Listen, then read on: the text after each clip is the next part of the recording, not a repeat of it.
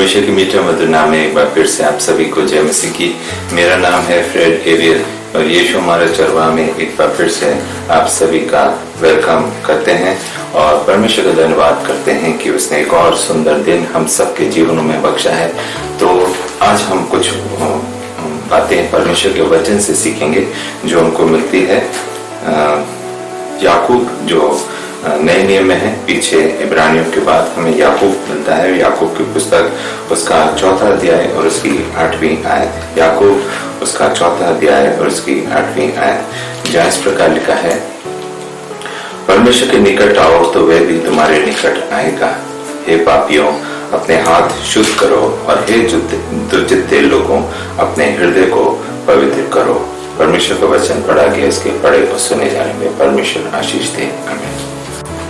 तो बहुत ही अच्छी बात यहाँ पे परमेश्वर के वचन में हमने अभी पढ़ी कि परमेश्वर के निकट आओ तो वह भी तुम्हारे निकट आएगा। तो यहाँ पर जरूरत है कि हमें परमेश्वर के निकट आने की। तभी मुमकिन है जब हम परमेश्वर के निकट आएंगे तो वो परमेश्वर हमारे निकट आएगा। ऐसा नहीं है हम सोचते हैं कि हम अपनी दुनियादारी में या अपने काम धंधे में या अपने रोजमर्रा के जीवनों में बिजी रहे और परमेश्वर भी हमारे साथ रहेगा। ऐसा नहीं होता है। कहते हैं ना कि दोस्ती कब स्ट्रांग होती है? जब हम निरंतर एक दूसरे से मिलते रहते हैं तो तभी पनपती है, तभी मजबूत होती, तभी विश्वास आपस में एक दूसरे दोस्त पर होता है, यकीन होता है, भरोसा होता है। वही परमेश्वर के साथ है। यदि हम उसके साथ संगति नहीं करेंगे, यदि हम उसके साथ समय नहीं बिताएंगे, यदि हम अपना समय परमेश्वर को नहीं देंगे या यदि हम उसके नजदीकी में नहीं आएंगे तो परमेश्वर को क्या पड़ी है कि वो आपके नजदीकी में आए या हमारे नजदीकी में आए। हमारी जरूरत है कि परमेश्वर हमारे साथ हो, हमारे जीवनों में काम करे। भले ही उसने हमें बनाया, अपने स्वरूप में बनाया, अपने इमेज में उसने हमें क्रिएट किया है, लेकिन हम सबको इस संसार में उसने भेजा है। तो हमारी भी क्या है जरूरत है, हमारी भी ये रिस्पॉन्सिबिलिटी है कि जब उसने हमें अपने स्वरूप में बनाया तो हमें भी उसके स्वरूप में ढलना होगा। उसके विचार, उसके जैसा दीन स्वभाव उसका था उसी तरह अपना भी हमें बनाना होगा। ऐसा नहीं है कि हम अपने संसारी जीवन में जीते रहें और परमेश्वर से अपेक्षा करें कि वो हमारे नजदीकी में रहता है। वो रहता है, बिल्कुल आपकी देख रेख करेगा, आपको प्रोटेक्ट करेगा। जहाँ भी आप किसी तकलीफ में, परेशानी में होंगे तो वहाँ पे आपको बचाएगा, क्योंकि उसने हमें अपने हाथों से अपने स्वरूप में बनाया है। हम उसकी रचना है, वो हमारा रचेता है, उसने हमें रचा है और उसकी ये जिम्मेदारी है कि वो अपने लोगों को सुरक्षित करता है। लेकिन आधे से ज्यादा आज जीवन में हम देखते हैं कि लोग अन्य चीजों में ज्यादा बिजी हैं बजाय परमेश्वर के निकट या परमेश्वर की उपस्थिति में आने के। हम सुबह से रात तक तमाम काम करते हैं, लेकिन हमें इतना समय नहीं मिलता है कि हम वो कुछ समय परमेश्वर की नजदीकी में बैठे, परमेश्वर की आराधना करें, परमेश्वर की प्रशंसा करें। हम लोगों की प्रशंसा तो करते हैं, हम लोगों के इर्द गिर्द घूमते रहते हैं। हम उनसे अपेक्षा करते हैं कि वो हमारे काम आए या हमें वो आगे बढ़ाएं, या हम उनके आगे पीछे इसलिए घूमते हैं कि हम उनसे कुछ फायदा चाहते हैं। तो परमेश्वर के आगे पीछे भी हमें घूमना होगा। परमेश्वर भी यही चाहता है कि हम उसकी आराधना करें, उसकी महिमा करें, उसकी तारीफ करें। उसकी इतनी बड़ी जो उसने सृष्टि रची है, उसने जो खूबसूरत दुनिया हमें और आपको दी है, उसका हमें धन्यवाद करना है। परमेश्वर हमसे और आपसे कुछ भी नहीं चाहता है, सिर्फ क्या चाहता है? धन्यवाद। और वो धन्यवाद कब होगा? जब हम परमेश्वर के निकट में आएंगे। परमेश्वर हमारे नजदीकी में तभी आएगा जब हम उसके निकट आएंगे। इसीलिए लिखा है, परमेश्वर के निकट आओ तो वो भी तुम्हारे निकट आएगा। हे पापियों, यहाँ पर स्पेशली यहाँ पे मेंशन है, हे पापियों, अपने हाथ शुद्ध करो और हे दुर्जिते लोगों, अपने हृदय को पवित्र करो। जो पापी हैं, जिनसे पाप होते हैं, जाने अनजाने में भी हमसे पाप हो जाते हैं। पाप छोटा हो बड़ा हो, पाप 1 हो या 100 हो, पाप तो पाप है। यदि हमारे जीवन में कोई भी तरह से पाप हुए हैं तो हमें क्या है? अपने हाथों को शुद्ध करना है। और यहाँ परमेश्वर का वचन बताता है, हे दुर्जिते लोगों, अपने हृदय को पवित्र करो। जो दो मुंह वाले हैं या दोहरी पर्सनालिटी के साथ जीते हैं, या सामने तो कुछ और है लेकिन मन उनके गंदे हैं, या मन में उनके अशुद्धता है, या मन के विचार उनके शुद्ध नहीं है, या परमेश्वर की आराधना तो करते हैं लेकिन दिल से नहीं करते हैं, होठों से तो करते हैं लेकिन दिल में कुछ और है। परमेश्वर ऐसे लोगों से एक्सेप्ट नहीं करता है ऐसे लोगों को। परमेश्वर की आराधना जब हम करनी है, तन से, मन से करना है, हृदय से करना है, आत्मा और सच्चाई से करना है।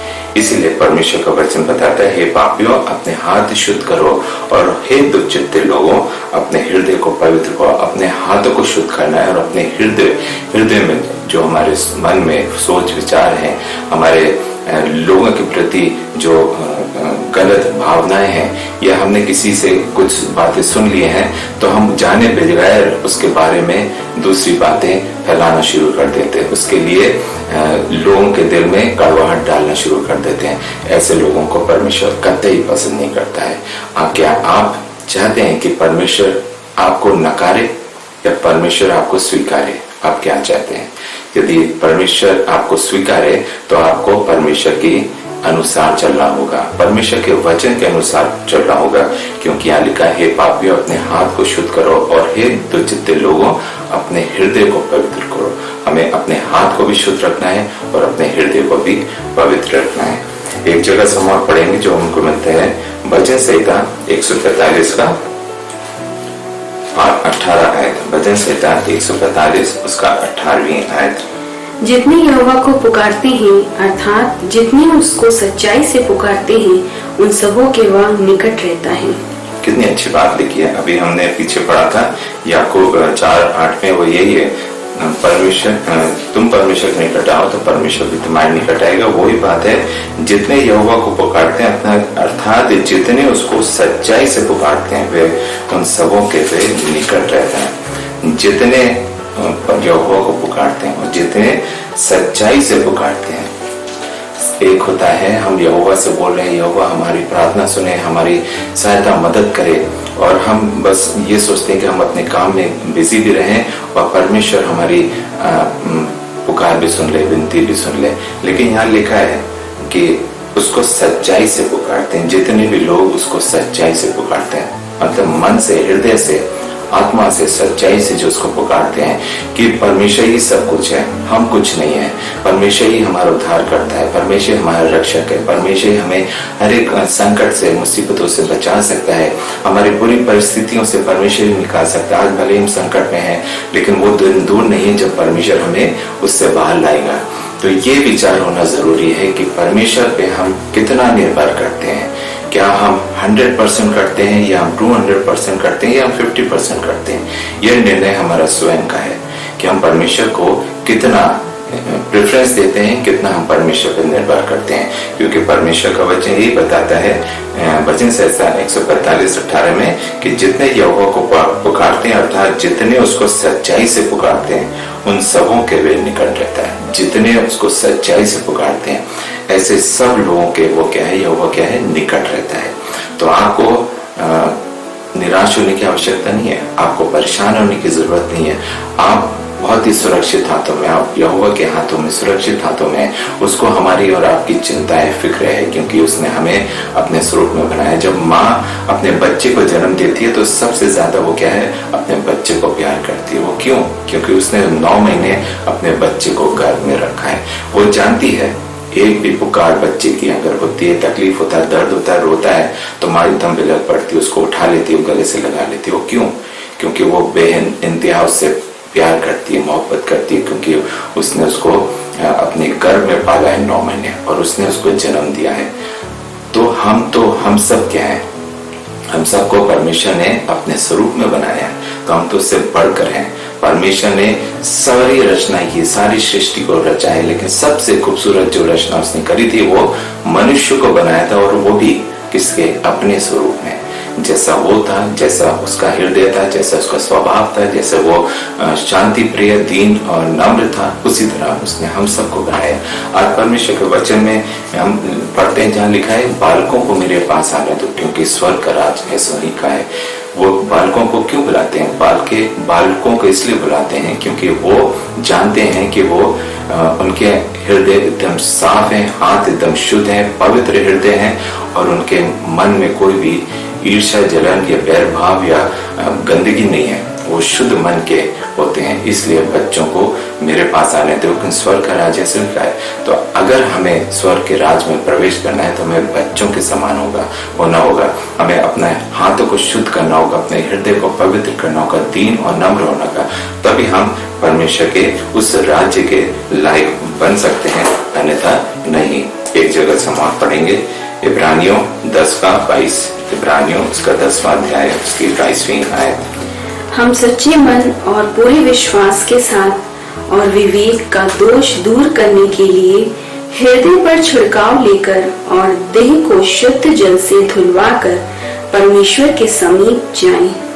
यहाँ पे भी बहुत अच्छी बात लिखी है, हम सच्चे मन से और पूरे विश्वास के साथ। हमें सच्चे मन और पूरे विश्वास के साथ परमेश्वर के साथ पास आना है, तभी तो परमेश्वर हमारे निकट आएगा। हमारा मन क्या होना चाहिए? सच्चा होना चाहिए, झूठ निष्कपट पाप रहित होना चाहिए, किसी प्रकार की जलन ईर्ष्या नहीं होना चाहिए, सच्चा मन होना चाहिए और पूरे विश्वास के साथ। पूरे विश्वास, हमारा विश्वास जो है एकदम मजबूत होना चाहिए कि ये मान लें कि ये अगर हमने परमेश्वर के सामने ये अपनी प्रार्थना निवेदन रख दिया है तो परमेश्वर इसको सुनेगा और इसका जवाब देगा। लेकिन हम क्या है, आज प्रार्थना करते और हमें कल जवाब चाहिए, हमें आज ही जवाब चाहिए, लेकिन ऐसा नहीं है। ये हमारी सोच विचार ही है, हमारी ऐसी कल्पना होती है कि हम परमेश्वर के सामने अपने बातों को रखते हैं और वो सुन ले। कभी कभी क्या है, जब माँ बाप हमारे होते हैं, जब हम छोटे होते हैं, तो हम उससे अपने माँ बाप से कुछ ना कुछ चीजें की डिमांड करते हैं, लेकिन वो भी तुरंत नहीं देते हैं, क्योंकि उनको भी मालूम है उनके बच्चे को उस चीज की आवश्यकता कब है। तो ऐसे हमारा परमेश्वर भी है। हमारा विश्वास तो है, हम सच्चे मन से हृदय से उसके सामने अपनी प्रार्थना निवेदन लाए हैं, लेकिन जिस चीज की हम रिक्वायरमेंट है, हमारे जिस चीज की हम डिमांड रख रहे हैं, जिस चीज की हम प्रार्थना कर रहे हैं, वो परमेश्वर के अनुसार जब होगी तो अपने आप परमेश्वर को देगा। क्या होगी या नहीं होगी, दोनों का फैसला क्या है, परमेश्वर करेगा। कब देना ये भी फैसला करेगा, क्या आपको उस चीज की आवश्यकता है कि नहीं, इसका भी फैसला परमेश्वर करेगा। आगे लिखा है, और विवेक का दोष दूर करने के लिए हृदय पर छिड़काव लेकर और देह को शुद्ध जल से धुलवाकर परमेश्वर के समीप आए। अपना क्या है, विवेक हमें क्या है, दोष दूर करना होगा और हृदय पर छिड़काव लेकर और देह को शुद्ध जल से धुलवाकर परमेश्वर के समीप आना होगा। अपने देह को शुद्ध जल से धुलवाकर समीप आना होगा। हमें अपने आप परमेश्वर के सम्मुख रखना होगा। अपना पवित्र आत्मा का जो अभिषेक है वो हासिल करना होगा। अपने आप को शुद्ध करना होगा, हृदय को पवित्र करना होगा, हाथ को शुद्ध करना होगा, अपने दिल दिमाग विचार सबको शुद्ध करना होगा। और तब क्या है, परमेश्वर के समीप हम जा सकते हैं। यदि ये सारी चीजें हमारे अंदर नहीं है, यदि इसमें जरा सा भी दाग है, धब्बा है, तो हम परमेश्वर की नजदीकी में नहीं आ सकते। परमेश्वर आज हमें चिन्हों के द्वारा अपनी प्रेजेंस को दिखाता है। परमेश्वर ने हमें भी चिन्ह दिखाए हैं। अभी हमने कुछ दिनों पहले चर्च में भी गवाही दी थी कि किस तरह रात में परमेश्वर ने हमें उठाया और चिन्ह के द्वारा हमें आग और अपने लहू का चिन्ह दिखाया। वो इसलिए कि परमेश्वर चाहता है कि हम उसके अनुसार चले। अभी हमने रिसेंटली 24 अक्टूबर को भी परमेश्वर के उस चिन्ह को, उस लहू को जो गोल आकार का था वो दिखा। हमने चौथी बार देखा है परमेश्वर को, उस चिन्ह को। यह अद्भुत है। ये हमारे और आपके काम नहीं, हमारे आपके बस की बात नहीं है। ये परमेश्वर खुद जांचता है कि किसको उसको प्रेजेंस दिखानी है, किसको उसके प्रेजेंस को कंफर्म करना है कि अब परमेश्वर हमारे जीवन में है कि नहीं है। हम विश्वास के साथ अपनी प्रार्थना निवेदन करते हैं, उसकी प्रशंसा, उसकी महिमा करते हैं, लेकिन जब परमेश्वर चिन्ह दिखाता है या परमेश्वर वरदान देता है या परमेश्वर पवित्र आत्मा का अभिषेक करता है, तो इस बात की श्योरिटी हो जाती है, इस बात का कंफर्मेशन हो जाता है कि परमेश्वर आपके साथ है। परमेश्वर आपको एक्सेप्ट कर रहा है, परमेश्वर आपके प्रार्थना को कबूल कर रहा है। तो ये सबसे हटकर खुशी है जो संसारी जीवन में आपको कतई नहीं मिल सकती, कभी नहीं मिल सकती। संसारिक जीवन में आप बहुत कुछ कमा सकते हैं, पैसे हैं, धन दौलत हैं, दोस्त यार हैं, नाते रिश्तेदार हैं, सारी चीजें कमा सकते हैं आप, लेकिन वो सारी चीजें क्या यहीं रह जाएंगी। लेकिन जब परमेश्वर का प्रेम जिस दिन आपको मिल गया, जब परमेश्वर का अनुग्रह मिल गया, जिस दिन परमेश्वर ने अपना वरदान या चिन्ह या पवित्र आत्मा आपको दे दिया, उससे बढ़कर खुशी कुछ नहीं है, उससे बढ़कर दौलत कुछ और नहीं हो सकती। ये परमेश्वर का प्रेम है, अनुग्रह है कि हम दिन प्रतिदिन अपने जीवनों में मजबूत होते चले जाते हैं। एक जगह से हम और पढ़ेंगे, पहला यूहन्ना उसका 3 अध्याय और उसकी 3 आयत। पहला यूहन्ना उसका 3 अध्याय और उसकी 3 आयत।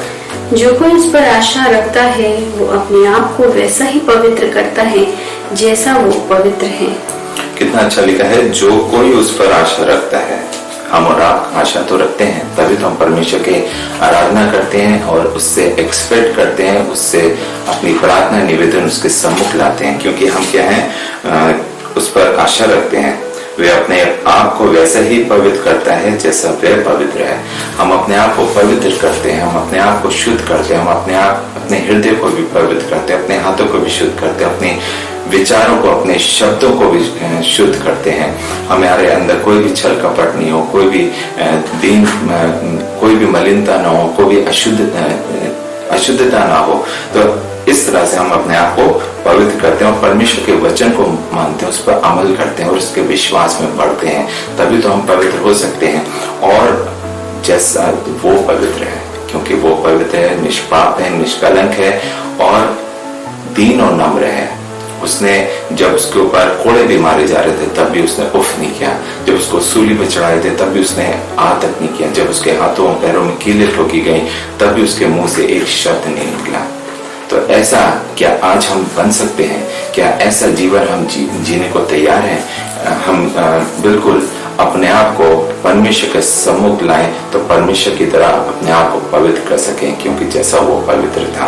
क्योंकि हमें क्या है, उस पर आशा है, उससे आशा है, उससे उम्मीद है, उससे अपेक्षा है अपने जीवनों में दिन प्रतिदिन की। अपनी जो जिम्मेदारी हम निभाते हैं, जो अपने पारिवारिक जीवन जीते हैं या संसारिक जीवन भी हम जीते हैं, लेकिन उससे बढ़कर क्या है, हम आत्मिक जीवन में कितने मजबूत हैं या आत्मिक जीवन में कितने अपने कदमों को परमेश्वर की निकटता में ला रहे हैं। ये बहुत जरूरी है, बहुत आवश्यक चीज है जो हमें दिन प्रतिदिन सोचने की आवश्यकता है और अपने आप को हमें पवित्र करना है जिस प्रकार क्या है प्रभु यीशु मसीह पवित्र है। एक और जगह से हम पढ़ेंगे भजन संहिता 51 का 10। भजन संहिता उसका 51 अध्याय उसकी 10वीं आयत। हे परमेश्वर, मेरे अंदर शुद्ध मन उत्पन्न कर और मेरे भीतर स्थिर आत्मा नए सिरे से उत्पन्न कर। भजनकार अपने वचन में लिखते हैं, भजन संहिता 51:10 में, हे परमेश्वर मेरे अंदर शुद्ध मन उत्पन्न कर। क्या लिखते हैं? मेरे अंदर शुद्ध मन उत्पन्न कर। अभी मैं बात कर रहा था शुद्ध हाथ होना चाहिए, शुद्ध हमारा हृदय भी पवित्र होना चाहिए। तो यहाँ पर लिखा है कि मेरे अंदर शुद्ध मन उत्पन्न कर। हमारा मन भी क्या होना चाहिए? शुद्ध होना चाहिए। और लिखा है मेरे भीतर स्थिर आत्मा नए सिरे से उत्पन्न कर। और आपके अंदर जो गंदगी थी, जो मलिनता थी, जो अशुद्धता थी, उसको आप दूर करें। परमेश्वर से इसी प्रकार से आप प्रार्थना करें, निवेदन करें परमेश्वर के कि मेरे भीतर स्थिर आत्मा नए सिरे से उत्पन्न कर।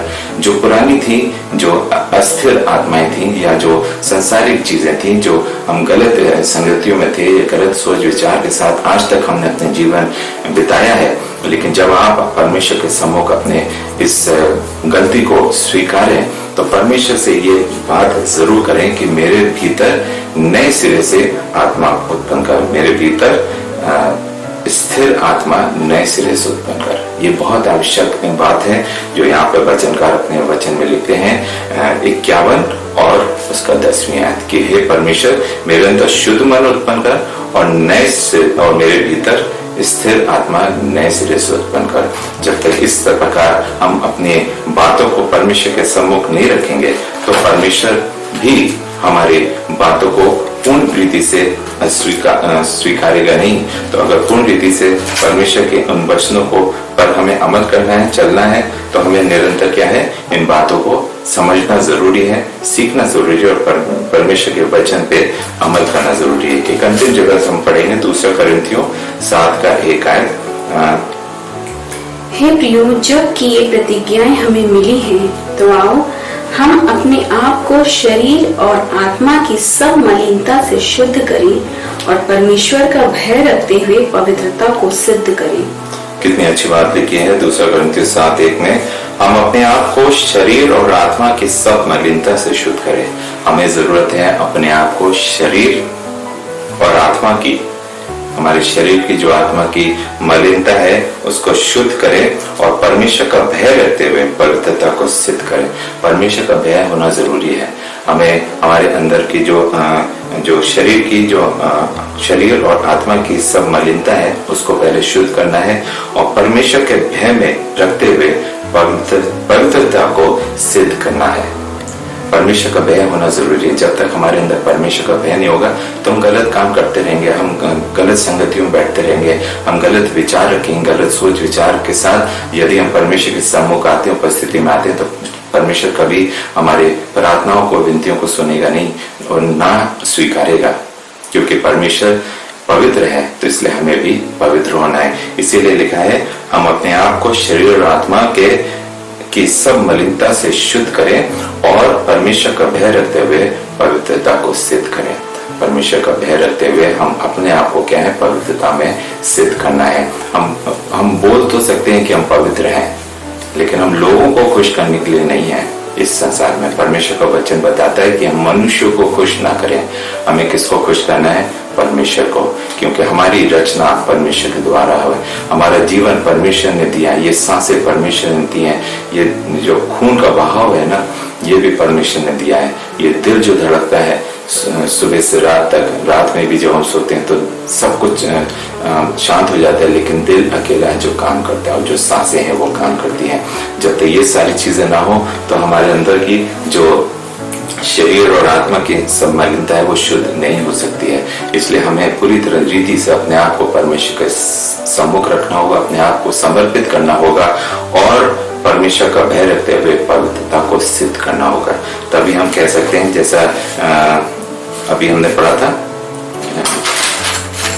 याकूब 4:8 में, कि परमेश्वर का निकट आओ तो वह भी तुम्हारे निकट आएगा। हे पापियों, अपने हाथ को शुद्ध करो और हे दुष्चित्ते लोगों, अपने हृदय को पवित्र करो। जब तक ये सारी चीजें हमारे जीवन में नहीं है, तब तक परमेश्वर का प्रेम, परमेश्वर की उपस्थिति और परमेश्वर की निकटता हमारे जीवनों में नहीं होगी और हम अपने जीवनों में वैसे नहीं बढ़ पाएंगे जैसा परमेश्वर हमें चाहता है कि हम दिन प्रतिदिन बढ़े। अगर आपको ये वचन कुछ अच्छा लगा हो या आपने कुछ इन वचनों से सीखा हो या कुछ बातें हैं जो आप आज से अपने जीवनों में बदलना चाहते हैं, तो इस वचन को ज्यादा से ज्यादा लोगों तक शेयर करें, ताकि ये वचन के द्वारा जो आशीषें आपको मिली हैं वो और उन तक पहुंच सके, वो भी ग्रहण कर सकें और परमेश्वर के राज्य की तरफ अपने कदमों को आगे बढ़ाने पाए। May God bless you all.